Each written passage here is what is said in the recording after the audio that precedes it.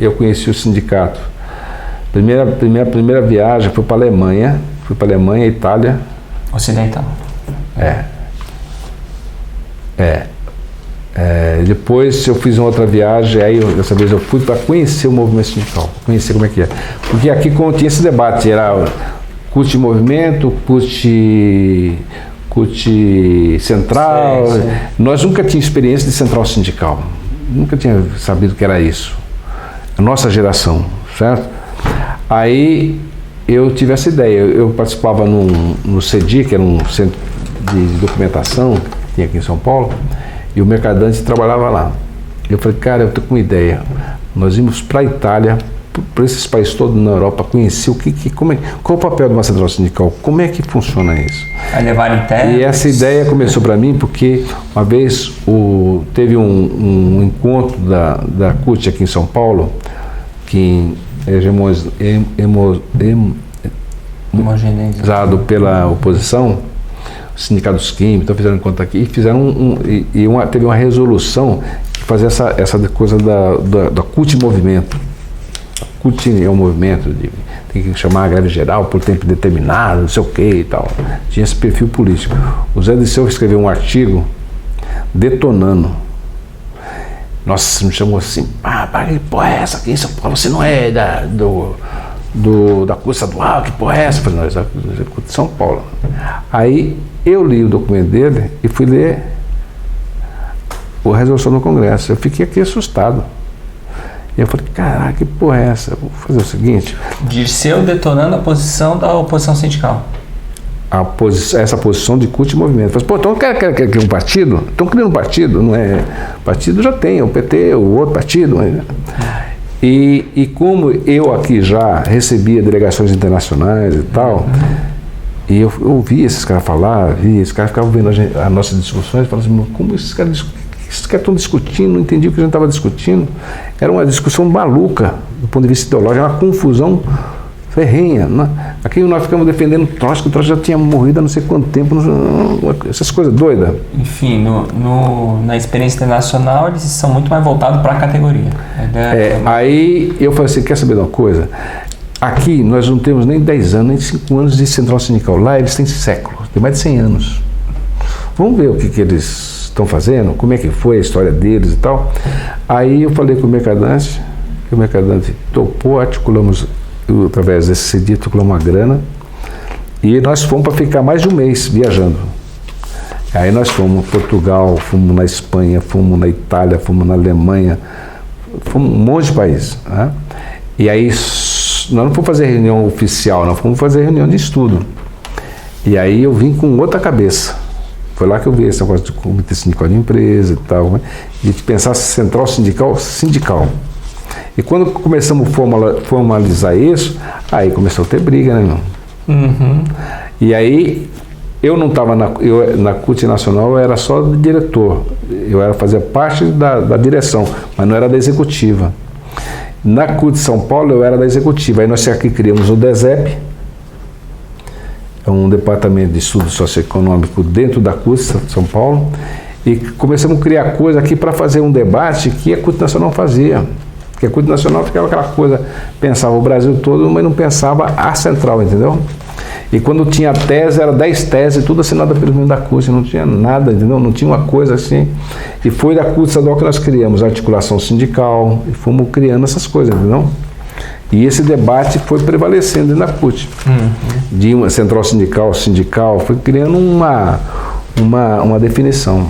O Djalma, na entrevista dele, diz de uma viagem para a Alemanha Oriental. Você participou dessa também? Não. Mas foi um pessoal dos metalúrgicos também? Ele foi nessa viagem, mas ele foi nessa viagem antes, logo depois de ser cassado, né? Não foi pela CUT. Ah, tá. Bom, então você viu que falamos muito pouco do PT mesmo. É mesmo. Tem mas 20 eu minutinhos, mas tudo isso influencia. 82 teve um encontro, ó, um pedacinho da resolução. A libertação só vai ser efetivamente concretizada com a construção do socialismo. Nessa... A boa fase de efeito. né? Enfim, Nesse contexto geral, você já tinha uma ideia, o PT já tinha esse conceito de socialismo diferente do socialismo real? Qual que era a proposta de vocês? Eu acho o seguinte, Você considera o PT socialista, assim, já quase encerrando? Esse PT dos anos 80 que nasceu, não de hoje. Eu acho o seguinte, eu acho que as grandes lideranças do PT nunca se preocuparam com essa definição. Eu acho que isso nunca passou pela uma grande definição na cabeça do Lula de que nós temos que ser isso ou aquilo, tem que ter uma decisão clara. O Lula sempre, quando é colocado isso, ele sempre sai pela tangente. Eu sou torneiro mecânico, mas de fato isso aí nunca foi assim um ponto de pauta para ter uma decisão sobre o que é a nossa vertente visão teórica, né? Vertente teórica, isso nunca teve. Mas eu acho a militância. Agora, no fundo, todos nós sabemos que nós queremos a sociedade mais justa, mais igualitária, né? E que, se for ver, é uma sociedade socialista, mas é democrática. Certo. Então, eu acho que o grande papel, eu acho que essas grandes lideranças teve, não estou falando que é todas, porque todas que jogam um papel importante de tentar pressionar para que essa decisão aconteça, essa definição aconteça. Esse jogo de pressão para essa definição aconteça, eu acho que ela é importante porque elas mantêm o debate vivo. Ela não se acomoda não, nós só queremos isso, essa definição está correta. Não, mantém o debate vivo na necessidade de que isso tem que estar no debate, tem que estar na mesa, tem que estar discutindo, mesmo que você não tenha uma definição por aí acabada. Mas desde que você preserve alguns princípios. A defesa da democracia, né?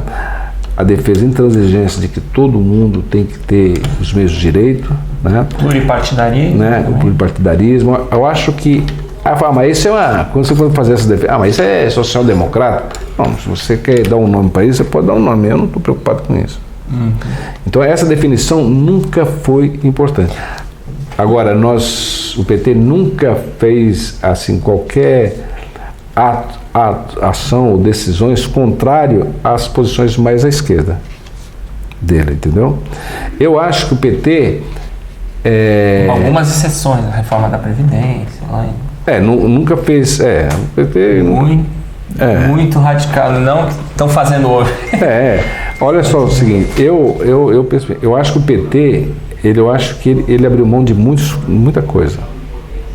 Não sei se foi porque essa discussão nunca foi feita, mas o PT, eu acho que ele deixou-se ser levado por muitas coisas. Por exemplo, eu imaginava que o PT podia fazer uma grande revolução da nossa cultura partidária do país. Que essa cultura do coronel e tal, nós fomos cooptados. Porque antes você tinha a coisa dos coronéis, né?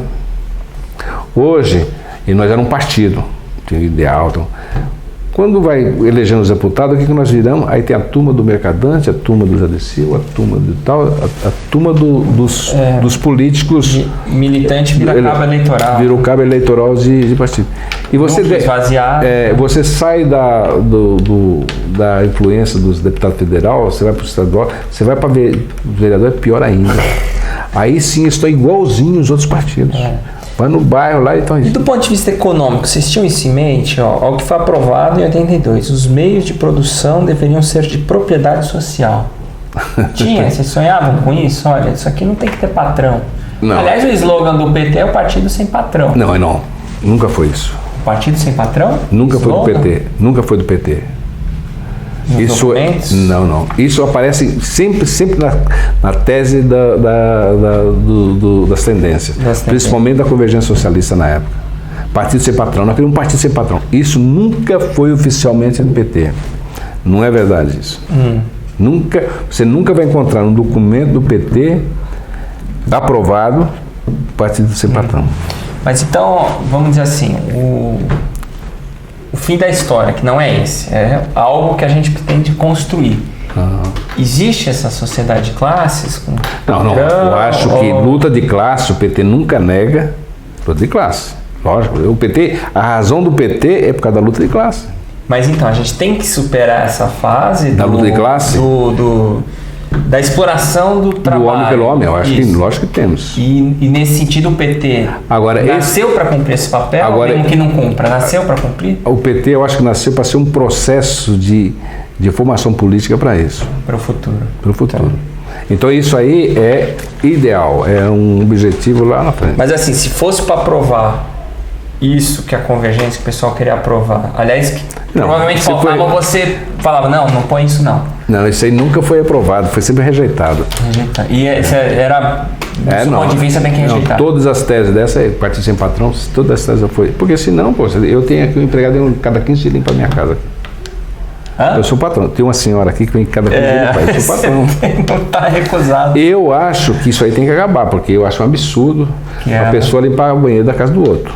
Sim. Porque você vai em alguns países na Europa capitalista que esse problema, isso não existe mais na casa da classe média, né? Na casa de ricos, sim. Entendi. Não? Mas você disse que o Lula como é que é? Ele sai pela tangente.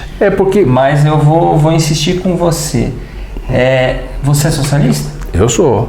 Então, e você, filiado ao PT, ainda acredita no PT socialista? Eu acho o seguinte, eu acho que o PT mudou muito.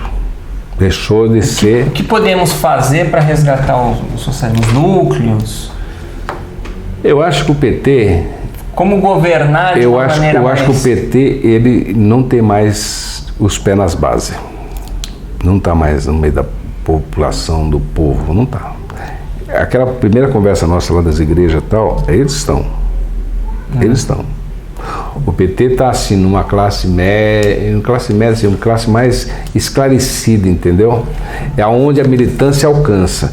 É alguns setores da sociedade, é em empresa, é na algumas universidades e tal, mas lá, amassando barro, eu não vejo o PT. E eu não via isso quando estava em Brasília. Eu vim para cá. Como o meu namorado mora lá, eu vou lá amassar barro. Entendeu? Lá eu vejo que o PT não está. Você militava lá no diretório ou não? Não. Agora que eu estou indo, eu mudei para cá em junho. Estou frequentando esse lugar agora. Eu entro nas quebradas lá em Itaquera, rapaz, eu fico doido lá. Mas e Brasília você militava onde? Não, Brasília... Eu estava ali na cidade, não tinha uma militância. Mas você tinha contato com o PT? Tinha, lógico, tinha. Minha filiação está lá. Mas eu não ia lá na periferia, não. Ficava mais ali no plano piloto. Então eu acho que o PT tem isso, ele tem que voltar a botar o pé no barro, entendeu?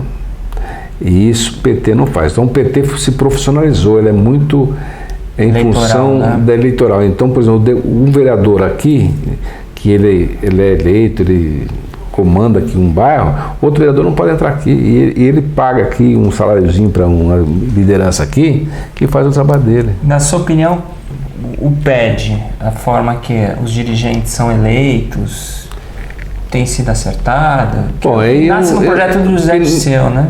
Porque na verdade eu não estou agora, não tenho essa relação orgânica assim com o PT, assim como antes, entendeu?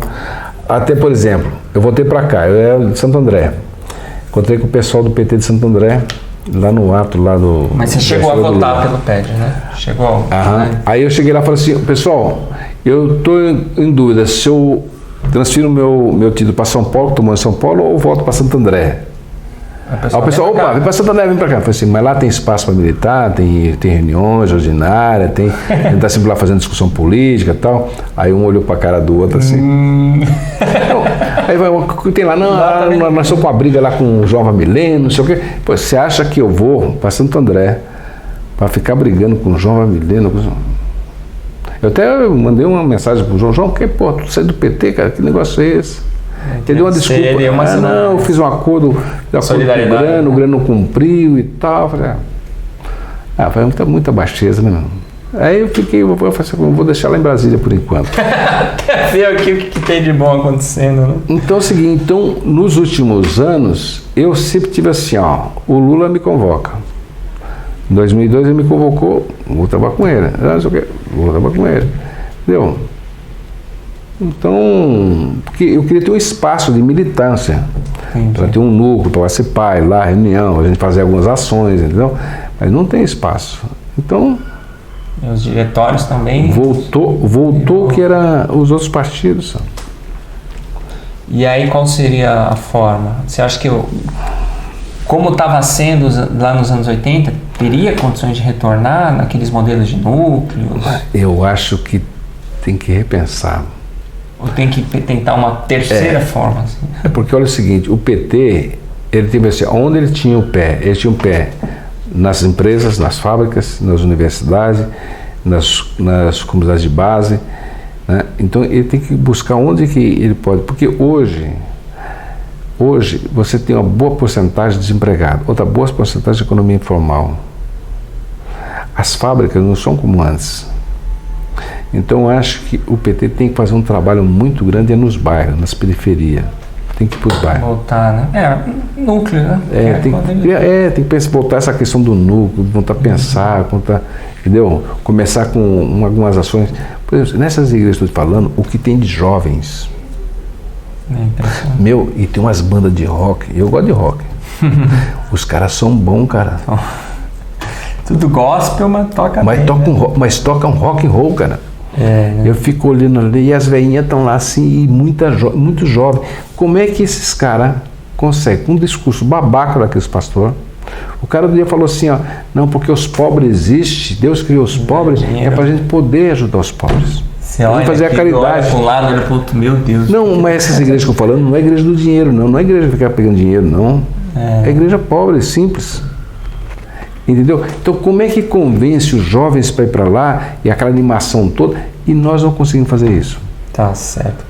Bom, acabando ali o espaço, só tem mais tempo para agradecer. Muito obrigado, companheiro. Olha, mais de 2 horas aí que passou.